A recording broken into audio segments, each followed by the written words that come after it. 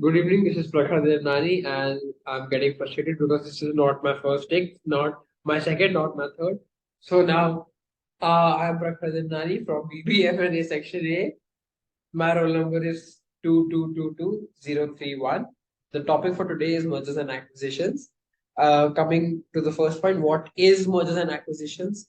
So, in layman terms, it's basically buying and selling of company to one another. So, mergers is the buying part, acquisitions is the selling part. I'm not going into details, but this is just a basic gist of it. Now, mergers can be defined as unification of two players into a single entity. What does this mean? So simply, two competitors come together, they shake hands, and now they have a larger control over the market.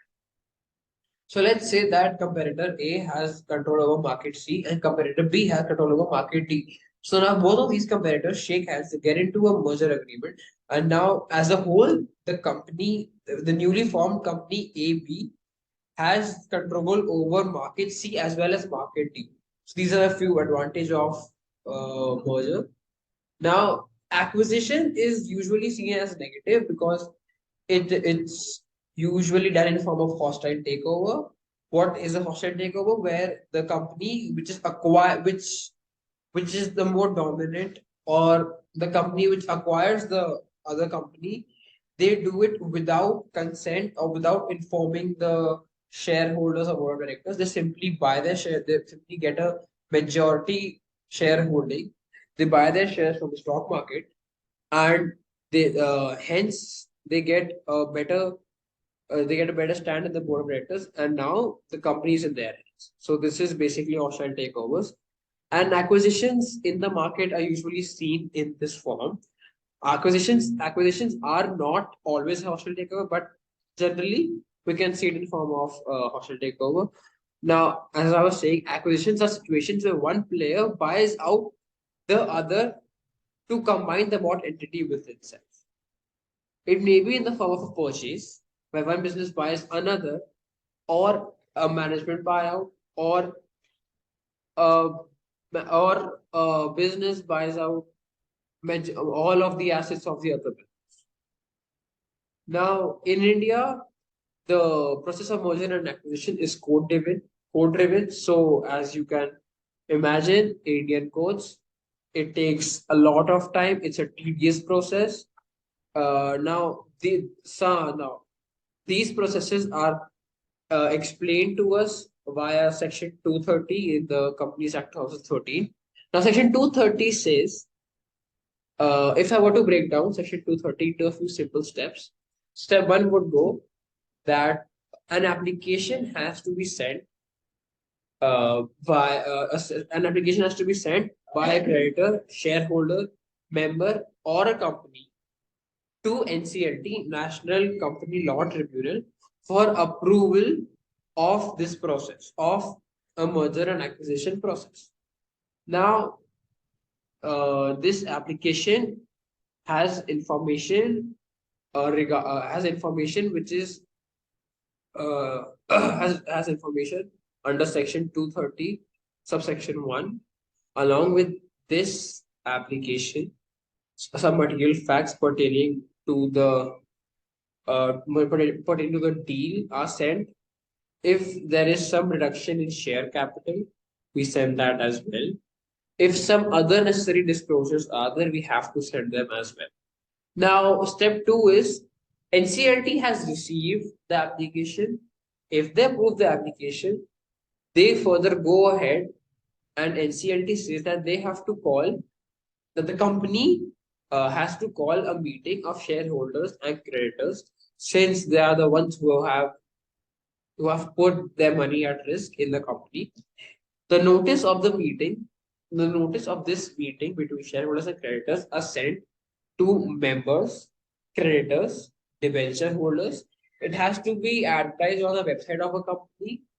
It has to be sent to the SEBI, and if it is listed, then it has to be sent to the SEBI as well as the respective stock exchange, so that they can advertise this say on their website.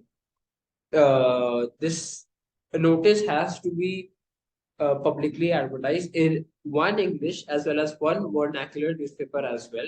It has to be sent to central government, RBI, CCI, and income tax authority for 30 days. So that if anyone has any objections, they can come within those 30 days and explain what their objection actually is and why are they objecting to a merger and acquisition. So now going into step 3, they conduct the meeting and by way of voting of shareholders, they decide uh, they decide whether this deal should go ahead or not.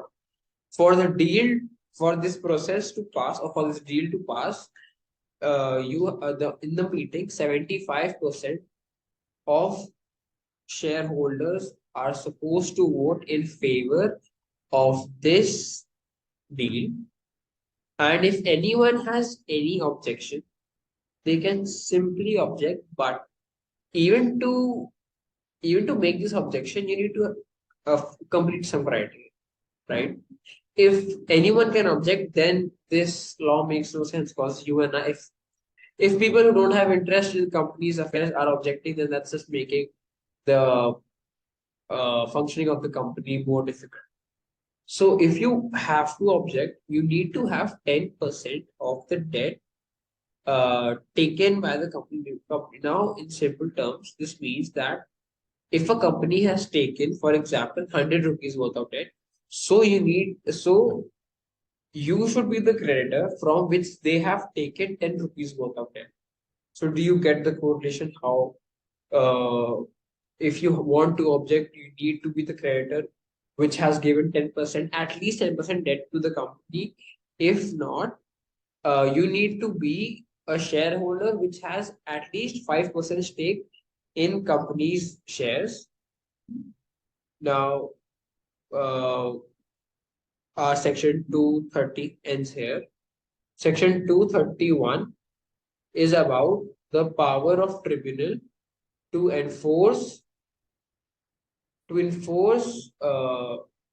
arrangement of section 230. So basically in India, the jurisdiction according to Companies Act 2013 has given tribunal certain powers.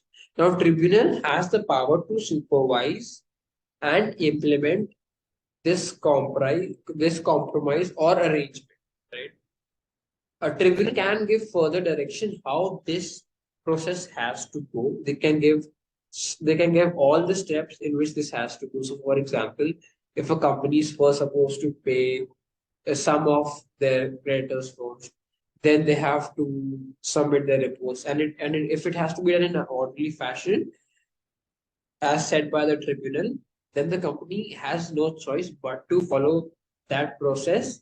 If the company were to not follow that process, if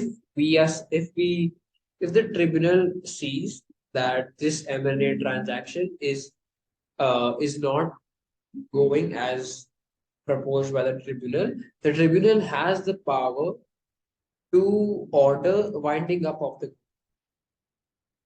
now. With this sentence, the tribunal can order winding up of the company. You can easily imagine the power given to courts in India. This is where section 231 ends.